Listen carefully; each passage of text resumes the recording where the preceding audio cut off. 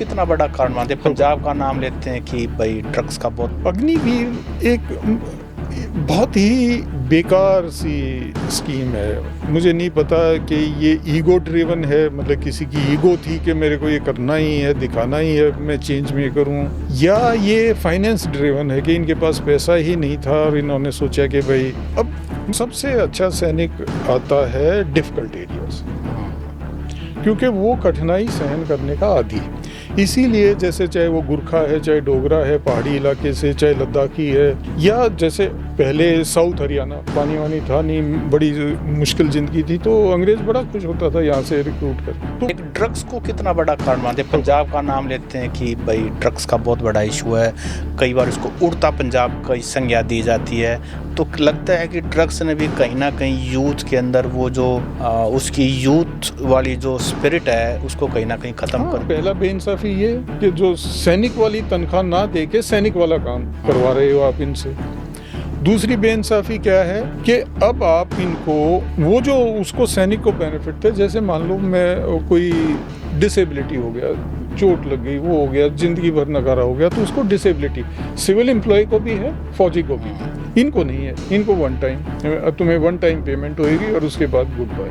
और तो जो अवध के सैनिक उनके साथ मिले वो कोई देशद्रोही नहीं थे, उन्होंने उस समय के हिसाब से फैसला जो लिया था वो सही फैसला था। जो मुगल शासन था उसके बहुत से फैसले विशेष तौर पे औरंगजेब के समय में गलत हुए थे और उसके बाद उस प्रशासन का अंत हो गया था। अग्निवीर से पहले हमारी सेना का एज प्रोफाइल वही था जो से अमेरिकन या फ्रेंच सेना का, तो ये या इजरायली सेना का, ये अगर सेनाएं उस एज ग्रुप में काम कर सकती हैं तो हम क्यों नहीं कर सकते। फौज के अंदर खुद अग्निवीर के कारण वो जो फोकस रिक्रूटमेंट थी वो खत्म हो रही है, तो आपको ये इशू मिलेगा।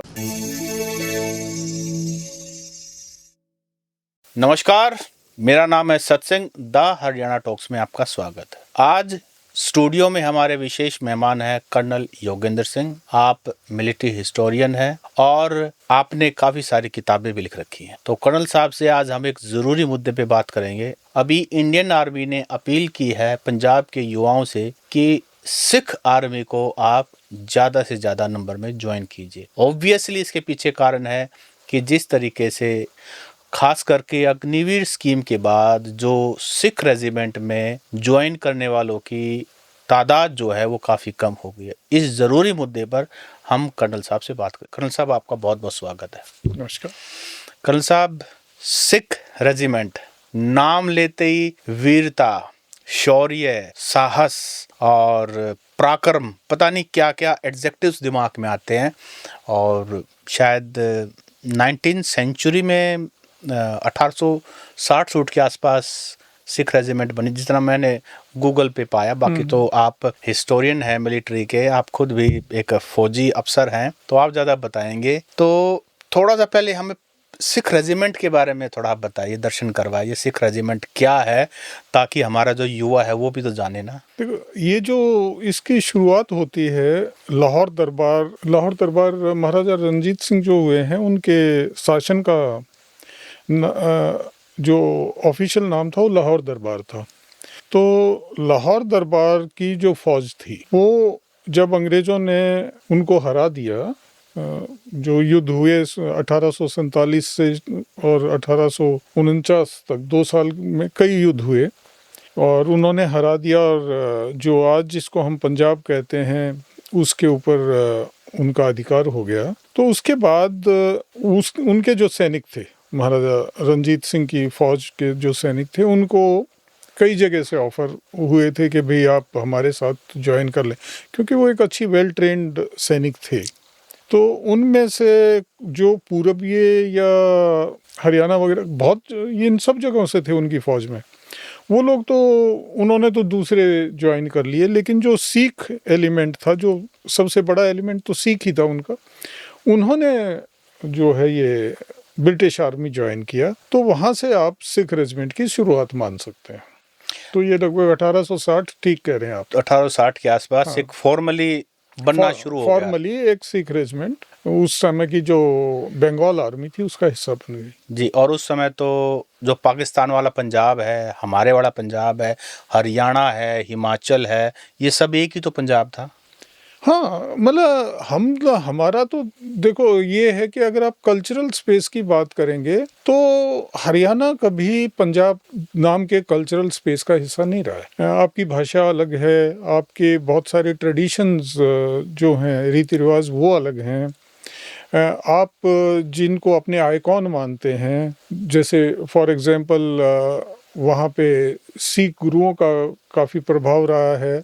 उसके अलावा जो उनका मुस्लिम तबका है उसके ऊपर बुल्ले शाह जैसे फ़कीरों का बड़ा प्रभाव रहा है।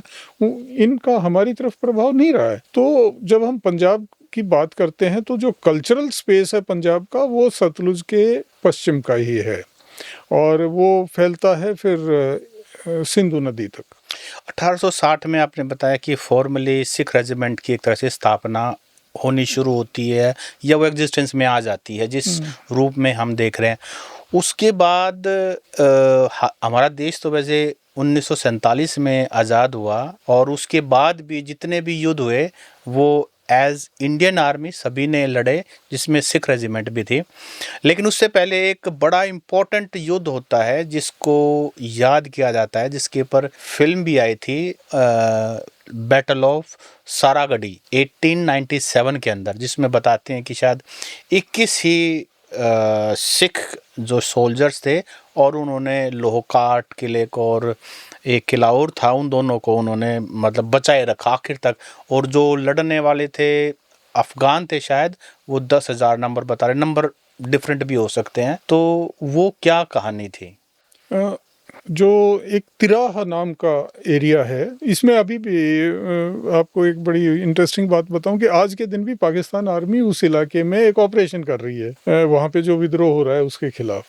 तो वो जो इलाका है वो इस किस्म का है कि उसको कंट्रोल करना बड़ा मुश्किल है। तो ब्रिटिश टाइम में भी इस इलाके में विद्रोह होते रहते। तो उन्होंने ब्रिटिशर्स ने एक लाइन ऑफ फोर्ट्स खड़ी की थी जिसमें लॉकहार्ट था और कई फोर्ट थे। उस समय जो एक जगह से दूसरी जगह सिग्नल भेजने का था, या तो आप तार बिछा रखे हैं फिजिकली, या फिर आप वो एक होलोग्राम के सारे मतलब एक शीशे के सारे आप भेजते थे, तो उसकी एक रेंज होती। तो उसको दोनों फोर्ट्स को कनेक्ट करने के लिए बीच में सारागढ़ी पोस्ट उन्होंने एस्टेब्लिश करी थी। बेसिकली ये एक तरह से मैसेज रिले करने का एक सेंटर था और इसकी प्रोटेक्शन थी इन 21 सैनिकों के हवाले। ये एक अलग थलग पोस्ट थी, इसके आसपास दूसरी पोस्ट नहीं थी। दूसरे जैसे लोकहार्ट का जो फोर्ट वगैरह थे वहाँ से सीधा फायर करके इनकी मदद नहीं की जा सकती थी। तो ये लोग एक तरह से बिल्कुल अकेले थे। तो वहाँ पे जो ऑर्कजाई ट्राइब है उसके लोगों ने सोचा कि भाई ये तो एक आसान सा टारगेट है और इनको हम ख़त्म कर दें तो इन दोनों फोर्ट्स के बीच में जो ये सूचना का आदान प्रदान होता है वो भी ख़त्म हो जाए। तो इसलिए उन्होंने इस पोस्ट के ऊपर हमला किया। तो जब उन्होंने हमला किया तो इनके पास दो ऑप्शन थे, या तो खड़े होकर लड़ते या वहाँ से निकल आते। वैसे जो सैन्य जो जीवन होता है उसमें किसी पोस्ट से निकल आने को कोई कायरता नहीं माना जाता। एक प्लान के हिसाब से स्ट्रेटजी का हिस्सा भी हो सकता है। प्लान के हिसाब से बात होती है, कई बार छोड़ दो फिर से पकड़ सकते। लेकिन क्योंकि इनके पास वापसी के ऊपर से तो आदेश नहीं थे, तो इन्होंने एक बड़ा अच्छा, इनका जो कमांडर थे उन्होंने बड़ा अच्छा, ईशर सिंह नाम था। ईशर सिंह, हवलदार ईशर सिंह कमांडर थे। उन्होंने एक बड़ा शानदार फैसला लिया कि हम डटे रहेंगे, और वो डटे रहे। ये एक बड़ा जबरदस्त युद्ध हुआ जिसके अंदर ये सारे मारे गए, लेकिन इन्होंने एक पोस्ट उदाहरण कायम कर दिया। तो अब जो इसके साथ में तो इनकी वीरता के बारे में तो किसी को कोई संदेह होना ही नहीं चाहिए, और उसकी ईशर सिंह की कमांड के बारे में कोई संदेह नहीं होना चाहिए। मैं एक और भी बात जो आपने कही ना कि भाई उस समय की घटना है, ये आज़ादी से पहले की, तो ये एक बड़ा आजकल वो रिवाज सा बन गया है कि कुछ भी जो सन 47 से पहले हुआ हो वो खराब था। ये बड़ा एक सुपरफिशियल, एक सतही जो आकलन है इतिहास का, विशेष तौर पे सैन्य इतिहास का, वो है। लोग भूल जाते हैं कि जो मुगल शासन था उसके बहुत से फैसले विशेष तौर पे औरंगजेब के समय में गलत हुए थे, और उसके बाद उस प्रशासन का अंत हो गया था, नादिर शाह आ रहा था। उसके अलावा जो उस समय के जो ये राज्य थे, चाहे वो सिख मिसलें थी, आप अपने ही एरिया को लो तो यहाँ सिख मिसल हर साल आते थे उगाई करने। मराठे जो थे वो पूरे देश में उगाई करते थे लेकिन जिम्मेवारी नहीं लेते थे। तो इस हालत में आम नागरिक के सामने जो ब्रिटिश शासन आया वो एक बेटर ऑप्शन था। और तो जो अवध के सैनिक उनके साथ मिले वो कोई देशद्रोही नहीं थे, उन्होंने उस समय के हिसाब से फैसला जो लिया था वो सही फैसला था।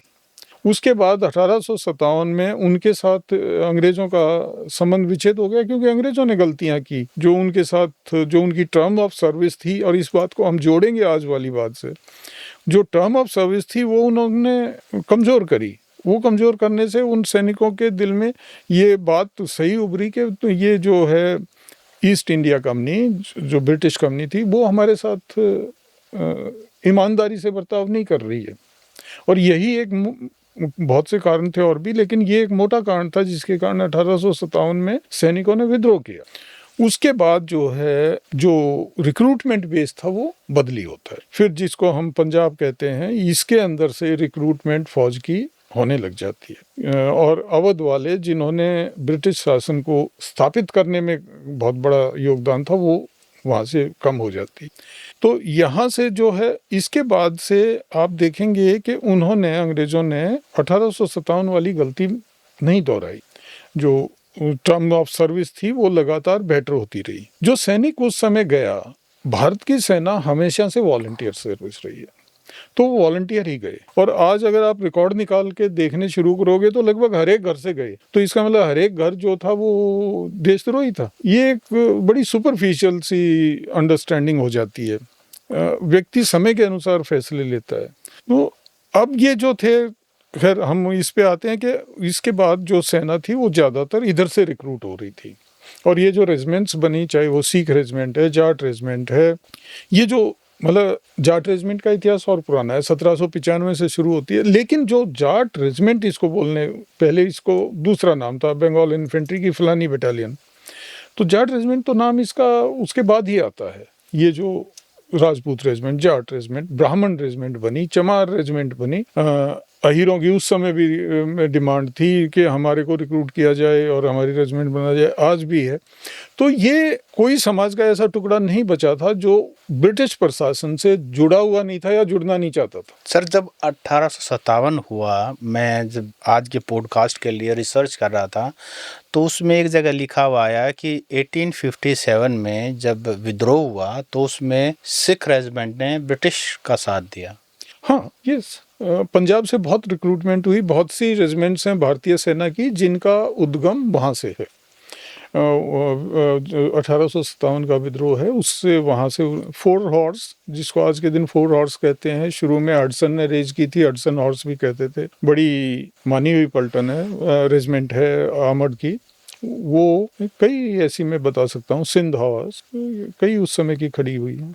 लेकिन वो आपने जवाब दे दिया कि उस समय के फैसले उस समय की परिस्थितियों के हिसाब से थे। आज के लेंस से हम नहीं देख सकते उसको। ये जो एक इतिहास को जैसे तोड़ा मरोड़ा जाए, आज की घटना नहीं है ये, 2014 के बाद भी हुआ है, उससे पहले भी हुआ है।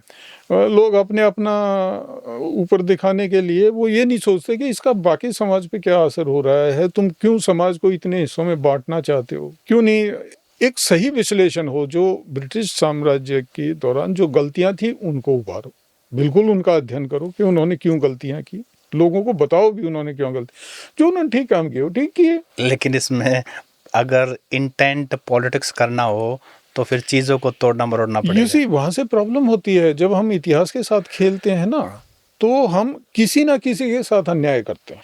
अब आप किसी एक वर्ग को सुपरमैन बनाओगे, ओ इन्होंने तो सब कुछ किया, तो जो वर्ग उन्होंने दबाया था उसका तो इतिहास खराब हो गया ना भाई। आप यही ले लो, 18वीं सदी ही ले लो, औरंगजेब का देहांत होता है 1707 में। अपने एरिया की हम बात कर रहे हैं। 1803 में हरियाणा के ऊपर ब्रिटिश शासन आता है। ब्रिटिश किससे लेते हैं इस एरिया को? ब्रिटिश लेते हैं सिंधिया से, मुगल से नहीं ले रहे हैं। वो सिंधिया, दौलत राव सिंधिया है जो श्रीअंज गांव की सिंधी के मातहत इस एरिया को उनको दे रहा है। इस दौरान क्या हाल, 1783 के अकाल की आप बात कीजिए। उस समय हिसार के ऊपर पटियाला के राजा का कब्जा था। जब अकाल शुरू होता है वो उसको छोड़ के चला जाता है, कोई अकाल राहत नहीं, कुछ नहीं, हिसार खाली। पूरे हिसार में 300 रांगड़ थे, वो भी डांगर चराना आया करते तो उड़े रुकया करते, नहीं तो हिसार खाली था। बाकी जगह बाकी हरियाणा आप ले लो, जहाँ पे मराठों का शासन था, अफरा तफरी मची हुई थी, गांव के गांव खाली हो रहे थे, क्योंकि टैक्स लेने को तो हर कोई आ जाता था उगाही करने तो, लेकिन अपनी जिम्मेवारी लेने कोई नहीं आता। इस हालत में जो समाज इस हालत को फेस कर रहा है, उसको एक दूसरा शासन आता है जो कहता है भाई मैं तुम्हें स्टेबल लाइफ दूंगा, तुम्हारी सिक्योरिटी की जिम्मेवारी मैं लूंगा, तो क्यों नहीं लोग उसके पास जाएंगे। जी कर्नल साहब, आज के मुद्दे पे आज आते के हैं। मुद्दे पे वापस आते हैं। 1947 से लेकर कोई ऐसा युद्ध नहीं जो सिख रेजिमेंट ने ना लड़ा, इंडियन आर्मी ने लड़ा। More over Sikh regiment is a part, Sikh regiment, Jat regiment, Rajputana regiment सभी पार्ट है। लेकिन तो जैसा मैंने टॉपिक की शुरुआत की कि वीरता, साहस, पराक्रम हमारी इंडियन आर्मी का तो ये ध्येय भी है, तो आपको क्या लगता है कि सिख रेजिमेंट अगर इंडियन आर्मी ने अपील की है, क्योंकि इंडियन आर्मी की जो ताकत है ना वो गांव के यूथ से ही आती है, उनके बगैर आर्मी की ताकत संभव नहीं है, तो उन्होंने पंजाब के गांव में यूथ से अपील की है, तो ये सिचुएशन क्यों आई, आपको क्या लगता है? इसके पीछे कई कारण होंगे ऑब्वियसली एक, लेकिन मेजरली टॉप 3 रीजंस क्या देखते हैं आप? जैसा हमने पहले डिस्कस किया कि 1858 के बाद जो रिक्रूटमेंट बेस था वो उस समय का पंजाब, जिसमें हरियाणा भी शामिल था, ये एक बड़ा हिस्सा बन गया था। उसके अलावा पहाड़ी हिस्से थे, जैसे हिमाचल है, जो आज का हिमाचल, भाई आपका उत्तराखंड है आज का, ये जो थे एरिया, यहाँ से ज़्यादातर सैनिक आ रहे थे। अब क्या है कि जो सबसे अच्छा सैनिक आता है डिफ़िकल्ट एरिया से, क्योंकि वो कठिनाई सहन करने का आदी है। इसीलिए जैसे चाहे वो गुरखा है, चाहे डोगरा है पहाड़ी इलाके से, चाहे लद्दाखी है, या जैसे पहले साउथ हरियाणा पानी वानी था नहीं, बड़ी मुश्किल ज़िंदगी थी, तो अंग्रेज़ बड़ा खुश होता था यहाँ से रिक्रूट कर, तो वो सैनिक ही आते हैं। अब जहाँ पे थोड़ा सा प्रॉस्पेरिटी होती है, मतलब जहाँ पे थोड़ा सा लोगों के पास धनाभाव नहीं है, वो रिस्की प्रोफेशन में नहीं जाना चाहिए। तो एक रीज़न तो ये हो रहा है, पंजाब के अंदर जब प्रॉस्पेरिटी आई है तो थोड़ा सा रुझान कम हुआ है, ग्रीन रेवोल्यूशन के बाद। हाँ, तो रुझान कम हुआ है। लेकिन ये रुझान था, इसको कॉम्पनसेट कर दिया था पॉपुलेशन एक्सप्लोजन ने, क्योंकि पॉपुलेशन बहुत बड़ी है हमारी। हम आज़ादी के टाइम पे 30 करोड़ थे, आज 140 करोड़ हैं, तो लोग फिर भी आते रहे। खासतौर पे रूरल एरिया में जो ज़मीन थी वो कम होती गई। तो ये सिख रेजिमेंट है, बेसिकली जाट सिख की रेजिमेंट, उसके अंदर रिक्रूटमेंट है जाट सिख की, तो वो आते रहे। लेकिन फिर उनका वो बाहर भी जाने लग गए, तो एक तरह से एक वो था कि कंपटीशन था। लेकिन फौज जो थी, इसका अट्रैक्शन था कि अगर तुम ठीक ठाक वापस आ गए जिंदा तो तुम्हें पेंशन मिलेगी और भाई समाज में इज्जत मिलेगी। अब इन्होंने बना दिया अग्निवीर, 4 साल की सर्विस। देखो, सबसे बड़ी बात है कि उसके दर्जे को कम किया है आपने, सैनिक के को। ये एक जो सैनिक है, मैं बात कर रहा हूँ उस तारीख की जिस तारीख को ये लागू हुई स्कीम, उस तारीख को एक सैनिक की पे, क्योंकि उसकी पे होती थी, उसके ऊपर डीए होता था, उसके साथ उसको एक अलाउंस और मिलता था, HRA टाइप। तो उसकी कुल मिला के जो पे बनती थी वो लगभग 36,000 के आसपास पे बनती थी उसको, इतना उसको मिलता था। अग्निवीर को दिया 30,000, उसमें से 10,000 काट लिया कि ये तो तेरी कंपलसरी सेविंग, तो एक्चुअली उसका हो गया 20,000। तो पहला बेइंसाफी ये कि जो सैनिक वाली तनख्वाह ना दे के सैनिक वाला काम करवा रहे हो आप इनसे। दूसरी बेइंसाफी क्या है कि अब आप इनको, वो जो उसको सैनिक को बेनिफिट थे, जैसे मान लो मैं कोई डिसेबिलिटी हो गया, चोट लग गई, वो हो गया, जिंदगी भर नकारा हो गया, तो उसको डिसेबिलिटी सिविल एम्प्लॉय को भी है, फौजी को भी थी, इनको नहीं है। इनको वन टाइम, तुम्हें वन टाइम पेमेंट होएगी और उसके बाद गुड बाय।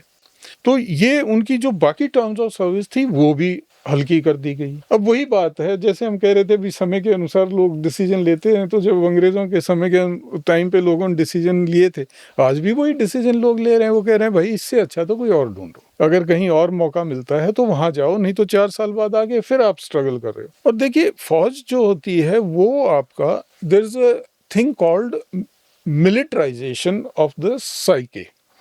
आप एक सिविलियन को लेते हो, उसको मिलिटराइज करते हो। ये जो फौज की ट्रेनिंग है ना, ये देखने को बड़ा वो लगती है, पाँव मरवाओ हैं, ये करें हैं भाई, परेड कराओ। ये सारी चीजें एक साइकोलॉजिकल जर्नी का हिस्सा है, जिसमें आप एक इंडिविजुअल से एक टीम का हिस्सा बनाए जाते। तो सबसे पहले फौज आपकी इंडिविजुअलिटी को तोड़ती है जब आप वहां जाते हो।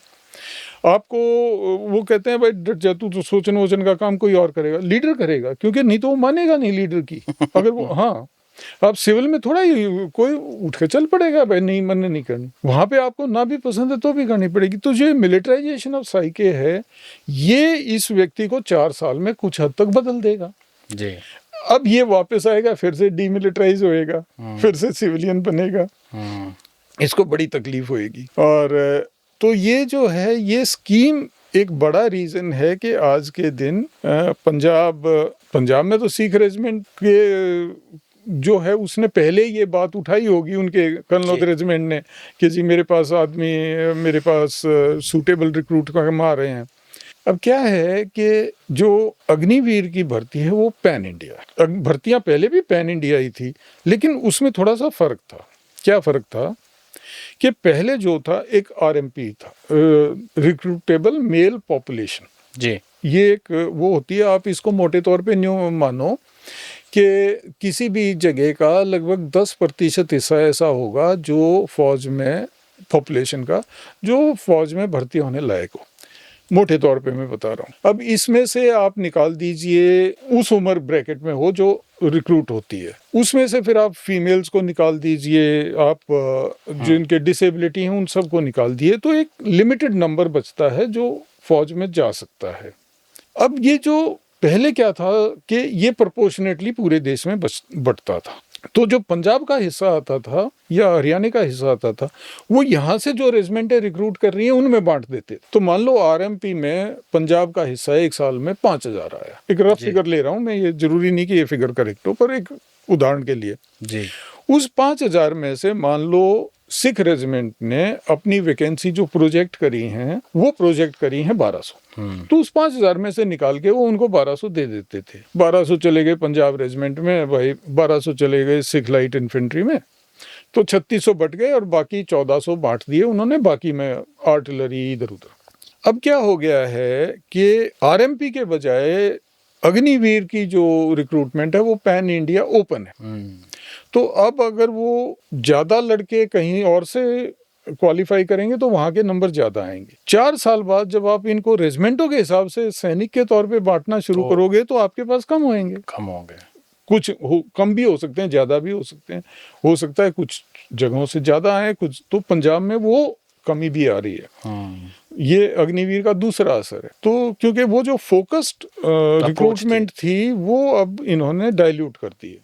एक ड्रग्स को कितना बड़ा कारण मानते हैं? पंजाब का नाम लेते हैं कि भाई ड्रग्स का बहुत बड़ा इशू है, कई बार इसको उड़ता पंजाब का संज्ञा दी जाती है, तो लगता है कि ड्रग्स ने भी कहीं ना कहीं यूथ के अंदर वो जो उसकी यूथ वाली जो स्पिरिट है उसको कहीं ना कहीं खत्म कर दिया है। वो मतलब अपने लिए नहीं बचा तो फौज के लिए कहाँ से बचेगा? बिल्कुल होगा।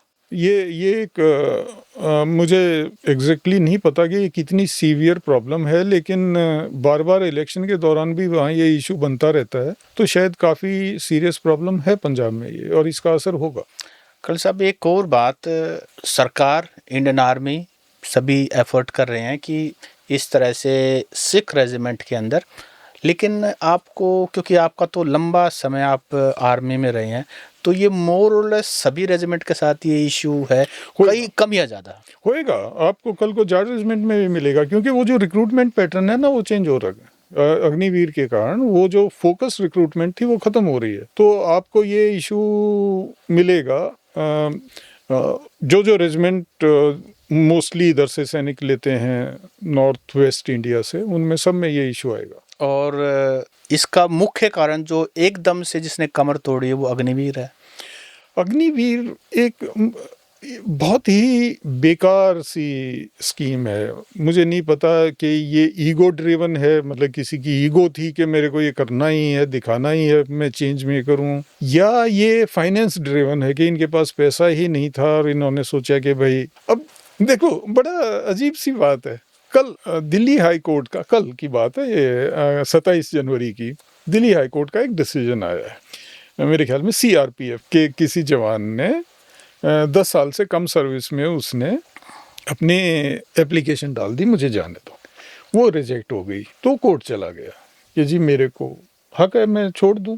वहाँ पे जो गृह मंत्रालय है भारत सरकार का, उसने स्टैंड लिया है कि साहब हमने 10 साल का इनके ऊपर बैन लगा रखा है कि 10 साल से कम सर्विस वाला नहीं छोड़ सकता। क्यों? क्योंकि हम इसके ऊपर रिक्रूटमेंट और ट्रेनिंग पे जो खर्चा कर रहे हैं वो नहीं पूरा होता।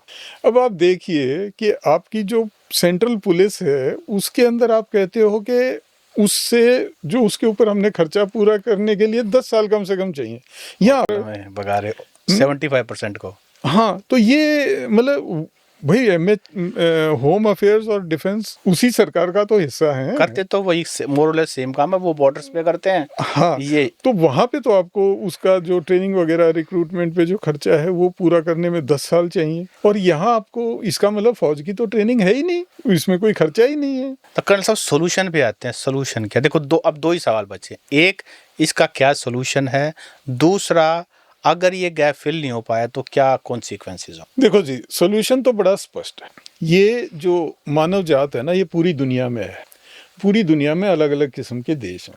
कुछ देश हैं जिनकी सेनाएं लगातार अंडर परफॉर्म करती रही हैं, ठीक से काम नहीं करती हैं। कुछ देश हैं जिनकी सेनाएं अच्छा परफॉर्म करती। जो सेनाएं अच्छा परफॉर्म करती पूरी दुनिया की, आप उनको देख लो, उनका एक सबसे बड़ा मोटो होता है अपने सैनिकों को लंबे समय तक रखना। अब अमेरिका है, फ्रांस है, यूरोप के और देश हैं, वहाँ पे क्योंकि खुशहाली है तो ज़्यादातर लोग नहीं जाना चाहते फौज में, वो छोटी सर्विस करना 2-4 साल करके निकलना चाहते हैं। वहाँ पे हर सेना और हर गवर्नमेंट ये कोशिश करती है कि जो लंबा रहेगा उसको हम ज़्यादा इंसेंटिव देंगे। वो इंसेंटिव देते हैं, क्यों? क्योंकि लंबा रहने से वो सैनिक ज़्यादा काम का होता है। इन्होंने एक वो क्या कहते हैं उसको, तुर्रा छोड़ा फुर्रा, क्या कहते हैं इसको, जो ऐसे ही छोड़ देते हैं, जुमला, कि जी भारतीय सेना की उम्र ज्यादा। मैंने स्टडी किया और नवंबर में मैंने एक फोर्स मैगजीन निकलती है, उसमें आर्टिकल में ये बात दिखाई भी कि हम दुनिया की ये जो अच्छी सेनाएं थी, अग्निवीर से पहले हमारी सेना का एज प्रोफाइल वही था जो से अमेरिकन या फ्रेंच सेना का था, तो ये, या इजरायली सेना का। ये अगर सेनाएं उस एज ग्रुप में काम कर सकती हैं तो हम क्यों नहीं कर सकते? फौज के अंदर खुद जो फिजिकल स्टैंडर्ड्स चाहिए होते हैं वो 18 से लेके 35 तक, 18 से नीचे का तो जा ही नहीं सकता फौज में, 18 से 35 के बीच वालों के लिए एक जैसे हैं। तो एक जैसे हैं वो इसीलिए है कि जब हमने उनका अध्ययन किया है, उसका मेडिकल असेसमेंट की है, तो ये पता लगा है कि व्यक्ति की जो फिजिकल परफॉर्मेंस है वो इतनी कम नहीं होती है इस दौरान, वो लगभग एक्सपीरियंस भी तो आ जाता है, वो तो ऊपर से आता है। ये कह रहे थे ना भी एज की बात, तो मैं उस पर कह रहा हूँ कि ये इस दौरान, और हमारी एवरेज एज थी 32 इससे पहले। और अब कितनी हो गई अग्निवीर के बाद? बढ़ेगी। अच्छा, बढ़ेगी? हाँ, क्यों बढ़ेगी मैं आपको बताऊं, क्योंकि आप अब इस सैनिक को जिसको आप 18 साल की उम्र में ले रहे थे, अब उसको आप 4 साल रख रहे हो अग्निवीर के तौर, अब वो सैनिक बन के आ रहा है 22 साल की उम्र में। अब उसको अगले रैंक के लिए तैयार करने में आपको उतना ही समय चाहिए जितना पहले चाहिए था जी भाई। अब आप उसको जिम्मेवारी देना शुरू करोगे ना अग्निवीर के तौर पे, तो आप उसको सिवाय बंदूक के और जिम्मेवारी दे नहीं रहे हो। अब वो सिपाही बनेगा तो उसको लांस नायक के लिए तैयार करोगे, नायक के लिए तैयार करोगे, हवलदार के लिए तैयार करोगे। तो जो पहले हवलदार 30 से 35 के बीच में बन जाते थे, अब मुझे लगता है वो 32 से 37 के बीच में बनेंगे। तो एक्चुअली जो उम्र है वो बढ़ेगी। जी। अच्छा कर्नल साहब, एक और इंटरनेशनल बड़ी घटना हुई है। अमेरिका ने जो यूरोप के देश हैं, डेनमार्क को कहा है कि हम आपसे ग्रीनलैंड छीन लेंगे। धमकी है, सीधा सीधा धमकी ये है कि हमारे पास मिलिट्री माइट है। ऐसे समय में जबकि कितने पुराने एलाइज हैं नाटो के कंट्रीज़ और अमेरिका, ऐसे समय में आर्मी की महत्वता और भी नहीं बढ़ जाती है जब अमेरिका उनको धमकी दे सकता है, जबकि वो कंट्रीज हैं जो ऑलरेडी एडवांस्ड है। उन्होंने भी शायद कहीं ना कहीं वो गलती कर दी कि अमेरिका को अपना सब कुछ सौंप दिया और अपनी मिलिट्री कई कंट्रीज ने डेवलप नहीं की। वो आज इस स्थिति में नहीं है कि अमेरिका उनको आंख दिखाए और वो उसका सामना कर सके। हालांकि वो कभी डायरेक्ट फाइट में नहीं आएंगे, लेकिन एक सिचुएशन तो खड़ी हो गई। तो ऐसे समय में इंडिया को भी इससे मतलब सीख नहीं लेनी चाहिए। देखो, इंडिया बड़ा सीधा सा है। आप थ्रेट मैट्रिक्स, जिसको थ्रेट मैट्रिक्स कहते हैं, यानी आपके ऊपर कितना खतरा है।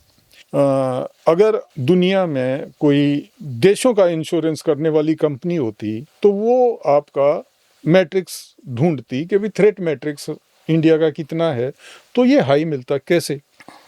आप एक देश हैं जिसके दो जो आपके मेजर नेबर्स हैं, उन दोनों के साथ डिस्प्यूट है, पाकिस्तान बॉर्डर से। डिस्प्यूट्स हैं जो अलाइव हैं, मतलब जहाँ पे इंसिडेंट होते रहते हैं फायरिंग के, एक दूसरे से लड़ने के। उसके बाद आप एक बड़ा देश हैं, आपकी एक इकोनॉमिक पोटेंशियल है जो चाइना के लिए कंपटीशन है, वो एक और डायनामिक है आपके थ्रेट परसेप्शन का। वो चाहेंगे कि भी किसी भी ढंग से आपको वो कमजोर रखे। तीसरा, आपका इंटरनल डायनामिक्स आप देखिए। आज कश्मीर कंट्रोल में है, नॉर्थ ईस्ट कंट्रोल में है, लेकिन अगर कंट्रोल ढीला होता है वो फिर से हो जाएगा, क्योंकि आपके इंटरनल जो पॉपुलेशन के अंदर ऐसे फिशर्स हैं जो यहाँ पे अभी तक वो नक्सल के खिलाफ वो चल ही रहा है, ऑपरेशन चल ही रहे हैं। तो इस ढंग से जब आप पूरा थ्रेट मैट्रिक्स देखते हैं तो आप जापान का जानबूझ के एग्जाम्पल, जापान से कहीं ज़्यादा आप थ्रेटेंड हैं,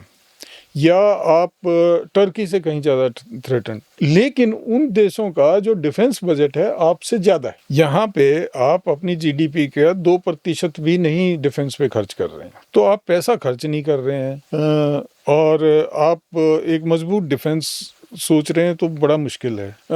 आम जनता को वो कुछ गाड़ियाँ दिखा देना जो थोड़ा भारी सी लगे और बड़ा उन पे हथियार वगैरह लगे हों, वो एक अलग चीज़ होती है। हमारी कैपेबिलिटीज़ हमारे दुश्मनों को खूब अंदाज़ा होगा, जैसे हमें उनकी कैपेबिलिटीज़ का अंदाज़ा है, और भारत को चाहिए कि वो अपनी सेना को मजबूत रखे। जी, तो इससे मतलब निकलता है कि हमें आर्मी को और भी ज़्यादा मजबूत करने की ज़रूरत है। यस, और उस मजबूती के दोनों पहलू हैं। आदमी जो राइफल चलाता है, rifle, boot on the ground. हाँ, आपको उस आदमी को भी सही टर्म्स ऑफ सर्विस देनी पड़ेंगी जिसके हाथ में आप ये असला पकड़ा रहे हो।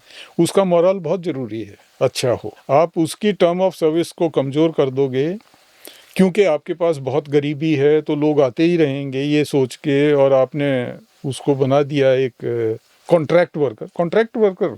हाँ, काइंड ऑफ। आप उसको बना दोगे तो ठीक है, आप बना सकते हो, आज के दिन आप सत्ता में हो, लेकिन देश के साथ उसका क्या असर होगा वो समय बताएगा। जी, तो कर्नल साहब, एक सिख रेजिमेंट का वार कराई है आपको तो जो बोले सो निहाल। जो बोले सो निहाल, सत श्री अकाल। तो आज के पॉडकास्ट में हम इस स्टेटमेंट से अपने पॉडकास्ट को विराम देते हैं। और कर्नल साहब से देखो, हमने ना हर पहलू को टच करने की कोशिश की है। इंडियन आर्मी का जो वेलर है, ट्रेडिशन है, और हमने देखो शुरुआत की सिख रेजिमेंट के बनने से, उसके बाद बैटल ऑफ सारागढ़ी की बातचीत की, फिर 1857 की बातचीत भी की, फिर आज के जो इश्यूज़ हैं वो भी बातचीत की, बाकी रेजिमेंट्स की बातचीत भी की। एक फ्री विलिंग चैट था, खुले मन से था, और इसका ना गोल एक ही है कि हमारे देश की आर्मी मजबूत हो, हमारे युवा ज़्यादा से ज़्यादा आर्मी को ज्वाइन करे, हमारे डिफेंस सिस्टम को ज्वाइन करे। हाँ, सरकार की तरफ भी कुछ बातें हैं जो हमने बिल्कुल उठाई हैं। सरकार को ध्यान रखना ही पड़ेगा हमारे देश के सिपाहियों का, शूरवीरों का, सैनिकों का। कर्नल साहब, आपने समय दिया, आपका बहुत बहुत धन्यवाद। Thank you.